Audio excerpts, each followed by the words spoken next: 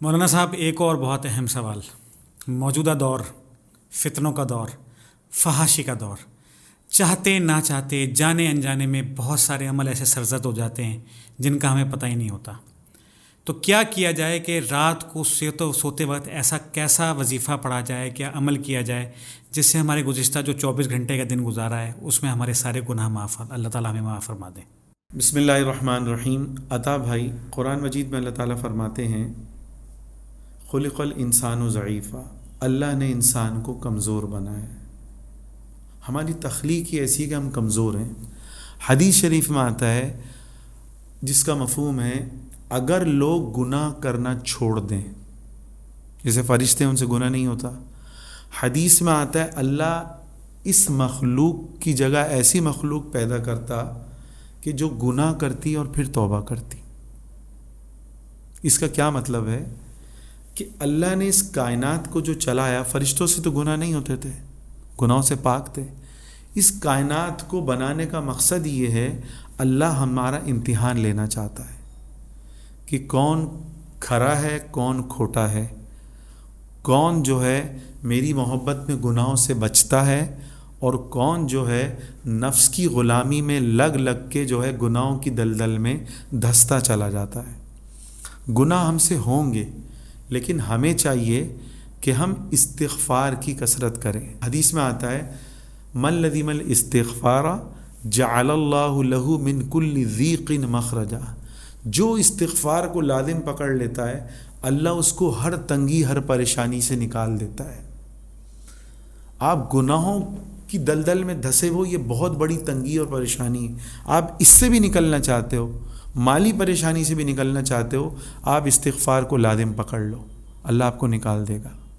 قرآن ہمیں بتا رہا ہے، سورۃ الشمس میں اللہ نے 11 قسمیں کھائیں، والشمس وضحاها والقمر اذا تلاها والنہار اذا جلاها، سورج کی قسم، چاند کی قسم، زمین کی قسم، آسمان کی قسم، ستاروں کی قسم، اے انسان تیری قسم، فَأَلْهَمَهَا فُجُورَهَا وَتَقْوَاهَا، کہ اے میرے بندے میں نے تمہارے اندر گناہ کرنے کا بھی مادہ رکھا ہے، گناہ سے بچنے کا بھی مادہ رکھا ہے۔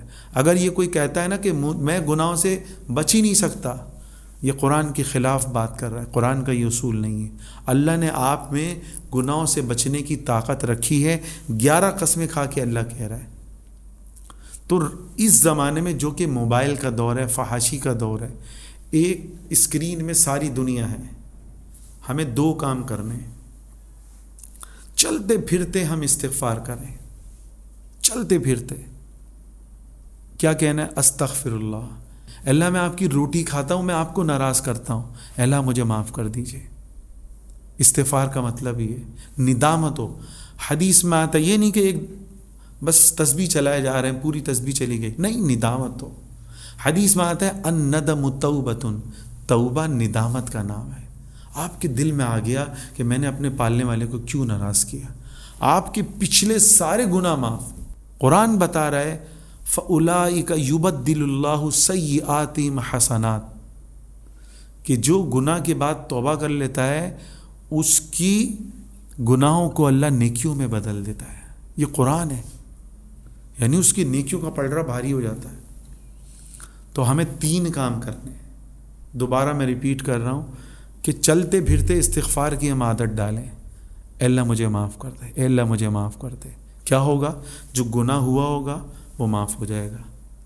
دوسرا، نماز کا اہتمام کریں۔ حدیث میں آتا ہے ایک نماز کے بعد جو دوسری نماز پڑھتا ہے، ظہر کے بعد عصر کی نماز پڑھی، اللہ کی قسم، اللہ کے نبی کے فرمان پر یقین ہو، درمیانے وقت کے سارے گناہ معاف، سوائے حقوق العباد کے، سارے معاف۔ عصر کے بعد مغرب پڑھی، مغرب کے بعد عشاء پڑھی، تبھی تو شیطان نماز نہیں پڑھنے دیتا کہ یہ نماز پڑھے گا آٹومیٹک اس کے سارے گناہ معاف۔ اور نماز کے بعد ایک عمل ضرور کرنا ہے۔ حدیث میں آتا ہے فرض نماز کے بعد 1 مرتبہ اللہ کے نبی صلی اللہ علیہ وسلم اللہ اکبر کہتے اور 3 مرتبہ کہتے استغفر اللہ استغفر اللہ استغفر اللہ، یہ کہنا سنت ہے۔ 1924 میں مولانا الیاس رحمۃ اللہ علیہ جو بانی تبلیغی جماعت ہیں، انہوں نے تبلیغی جماعت کی بنیاد ڈالی، ان کا نام تھا مولانا الیاس رحمۃ اللہ علیہ۔ اسی طرح 1981 میں مولانا شاہ احمد نورانی رحمۃ اللہ علیہ، انہوں نے بنیاد ڈالی تبلیغی جماعت کو دیکھتے ہوئے کہ جس ملک میں وہ جاتے ہیں، نورانی صاحب اللہ ان کی مغفرت کرے، کہ ہر ملک میں تبلیغی جماعت کا وجود ہوتا، تو انہوں نے بنیاد ڈالی 1981 میں دعوت اسلامی کی۔ مولانا الیاس رحمۃ اللہ علیہ جو تبلیغی جماعت کے بانی تھے، وہ فرمایا کرتے تھے کہ فرض نماز کے بعد جو اس سنت پر عمل کرتا ہے، تو نماز کے دوران جتنی بھی جو ہے نا آدمی ادھر ادھر گھومتا پھرتا رہتا ہے، تو وہ ساری خطاؤں کو اللہ اس استغفار کی برکت سے معاف کر دیتا ہے۔ اب حدیث اللہ کے نبی نے بتا دی ہے، اور فضائل بھی جو ہے ہمیں پتہ چل گئے ہیں کہ بھائی نماز کے بعد استغفار کرنے سے نماز میں جو آپ دنیا میں گھوم رہے ہو وہ سارا معاف ہو جائے گا۔ پھر بھی ہم نہ کر دیں تو ہم سے بڑا بیوقوف کوئی نہیں۔ ایک تو یہ بات، چلتے پھرتے استغفار کریں، فرض نماز کا اہتمام کریں، نماز کے بعد بھی استغفار کریں، تاکہ وہ نماز میں جو ہم گھوم پھر رہے ہیں، وہ نماز تو ہماری کم از کم ایسی ہو کہ وہ آخرت میں ہمیں اس کا ثواب ملے۔ تیسرا سوتے وقت کیا عمل اور کریں؟ تیسرا، سوتے وقت آدمی اینڈرائڈ یوز کر رہا ہے مستقل اور مسلسل، رات کو 2 گھنٹے اینڈرائڈ یوز ہو رہا ہے، 6 گھنٹے بھی یوز کر رہے ہیں، تو سوتے وقت استغفار کی لازماً عادت ڈالیں۔ حدیث میں آتا ہے زنا العین النظر، بد نظری آنکھوں کا گناہ ہے، لعن اللہ الناظر والمنظور الیہ، بخاری کی روایت ہے کہ بد نظری کرنے والے پر اللہ کی لعنت ہے۔ جب آپ نے اتنے گناہ کر لیے، کسی کو دل دکھایا، تکلیف دی، تو سوتے وقت لازماً آپ استغفار کرو۔ کیا ہوگا اس سے؟ حدیث میں آتا ہے جو استغفار کثرت سے کرتا ہے، سمندر کی جھاگ کے برابر بھی اللہ گناہوں کو معاف کرتا ہے۔ تو پھر تو بہت آسانی ہے یہ کہ سوتے وقت آپ استغفار کیا اور آپ نے سب آپ کے گناہ معاف۔ اچھا سوال کیا، آسانی تو ہے، کتنے لوگ استغفار کرتے ہیں؟ یہ سوچیں نا، جو موبائل مسلسل دیکھتے ہیں، کیا وہ 100 دفعہ یا 50 دفعہ استغفار کر کے سوتے ہیں؟ خود اپنے دل سے پوچھیں۔ اللہ نے راستہ بتلا دیا ہے، شیطان کرنے نہیں دیتا۔ اس نے تو ہاتھ پکڑا ہوا ہے نا کہ بھائی یہ بازو پکڑ کے اپنے ساتھ جہنم میں لے کے جاؤں گا، چھوڑوں گا نہیں۔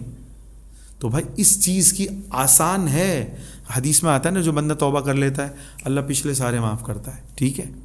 ایک چچا میاں نے ہمارے حضرت حکیم اختر صاحب رحمۃ اللہ علیہ، اللہ ان کی قبر پر کروڑوں اربوں رحمت نازل فرمائے، وہ فرماتے تھے ایک بوڑھے میاں سے کہا جاتا بھائی تو توبہ کر لے، وہ کہتا نہیں میں بڑھاپے میں کر لوں گا، ابھی تو میں جوان ہوں۔ 50 سال والے کو بھی ہوتا ہے میں جوان ہوں۔ تو جب اس کی موت کا وقت آیا، حضرت فرماتے ہیں کہ ہم نے دیکھا ہر لفظ زبان سے نکل رہا ہے، توبہ کے کلمات زبان سے نہیں نکل رہے۔ تو توبہ کے کلمات زبان سے نکل رہے ہیں نا، تو اس کا مطلب یہ ہے ابھی آپ کے لیے موقع ہے، اللہ نے ڈھیل دی ہوئی ہے، آپ کے پاس اللہ تک پہنچنے کا راستہ ہے۔ تو سوتے وقت ہم جب جو استغفار کو لازم کرے گا، 3 اس کے فائدے ہیں۔ سب سے پہلے اس کے گناہ معاف، شیطان تو نہیں کرنے دے گا۔ حدیث میں آتا ہے اللہ کے نبی صلی اللہ علیہ وسلم فرماتے ہیں کہ میں دن میں 70 مرتبہ استغفار کرتا ہوں، رات کو سوتے ہوئے بھی اللہ کے نبی استغفار کرتے کثرت سے، ایک روایت میں 100 دفعہ استغفار کرتا ہوں۔ اللہ کے نبی معصوم تھے، گناہ نہیں ہوتے تھے، ہمیں بتانے کے لیے تھا بھائی تم کر کے سو۔ پہلا فائدہ ہوگا گناہ معاف ہوں گے، دوسرا آپ کی بے سکونی جو ہے وہ سکون میں بدلے گی۔ گناہ معاف ہوں گے تو آپ کے دل پہ جو بوجھ ہوگا نا گناہ کی غلاظت کا، وہ دور ہوگا۔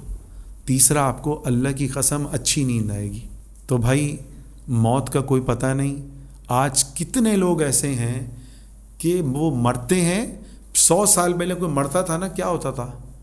ہارٹ اٹیک آیا، اونٹ سے گر گیا، پہلے تو وہ اونٹ سے بھی گھوڑے سے گرتا 1000 میں سے 2 بندے مرتے تھے، یہاں تو ایکسیڈنٹ میں ہی ہزاروں لوگ مر جاتے ہیں۔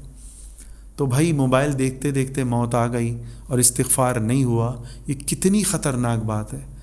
آج آپ مجھے بتائیں کہ 100 بندوں کے پاس موبائل ہے، کتنے بندے جو ہے استغفار کر کے سوتے ہوں گے؟ 100 بندے مرتے ہیں، میں ایک لاجیکل پوچھ رہا ہوں، آپ خود سوچیں کہ 25 بندے رات کو سوتے ہوئے استغفار کرتے ہوئے سوتے ہوں گے، 25 لگا لیتے ہیں، 75 تو بغیر استغفار کے چلے گئے، جو حال ہمارا چل رہا ہے۔